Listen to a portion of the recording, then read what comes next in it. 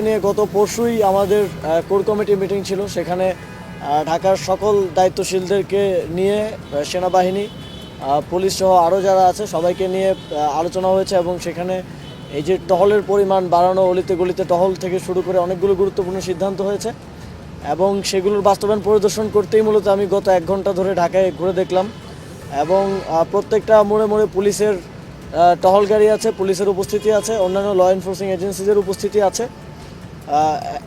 আশা করি যেই পরিস্থিতি তৈরি হয়েছিল, জনমনে যে আতঙ্ক তৈরি হয়েছিল, সেটা খুব দ্রুতই সেটা থেকে উত্তরণ করা সম্ভব হবে এবং অভিযান চলছে যেই জায়গাগুলোতে বেশি ছিনতাইয়ের মতো ঘটনা ঘটে কিংবা যারা ঘটায় চিহ্নিত যারা আছে তাদেরকে আটক করার মাধ্যমে পরিস্থিতি নিয়ন্ত্রণে আনার চেষ্টা চলছে।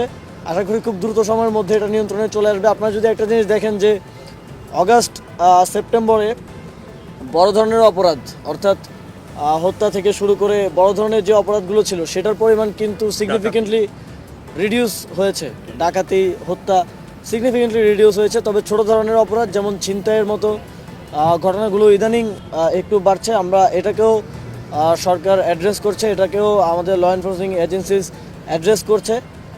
আশা করি খুব দ্রুতই সুফল পাওয়া যাবে এবং এই ধরনের ঘটনা যথাসম্ভব কমে আসবে। আপনি কোনো সোসাইটি কিংবা কোনো দেশ পাবেন না যেখানে অপরাধ হয় না। অপরাধ থাকবে, তবে সেটাকে যথাসম্ভব নিয়ন্ত্রণের মধ্যে রাখা, সেটা যেন জনমনে আতঙ্ক তৈরি না করে, প্যানিক সৃষ্টি না করে, সেটা দেখাটা সরকারের দায়িত্ব। জুলাই গণঅভ্যুত্থানের পরে আমরা দেখেছি যে প্রত্যেকটি সেক্টরে আমরা তো দেখেছি যে চাঁদাবাজি হচ্ছে। চাঁদাবাজি আবার নতুন করে দেখা গেছে শুধু আগের যারা কালেকশন করতো তাদের জায়গায় নতুন মানুষজন চলে এসেছে এবং তাদের পেছনে রাজনৈতিক ইন্ধনও আছে। সরকারের কাছে এই তথ্যগুলো আসে যে কে কীভাবে কোথায় কী করছে।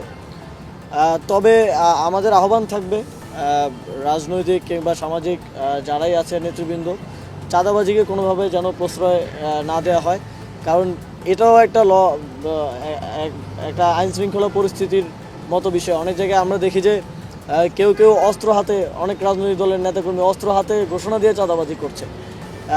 এগুলো আসলে অ্যানার্কি তৈরি করে এবং এটা বাকিদেরকেও ইন্সপায়ার করে এই ধরনের কাজ করার জন্য। তো আমরা যদি রাজনৈতিক জায়গা থেকে এই জিনিসগুলো ঘটে, সেক্ষেত্রে সরকারের জন্য আসলে আইনশৃঙ্খলা পরিস্থিতি কন্ট্রোল করা টাফ। নতুন নতুন শীর্ষ খবরের জন্য চ্যানেলটিকে লাইক, কমেন্টস, শেয়ার, সাবস্ক্রাইব অথবা ফলো করুন।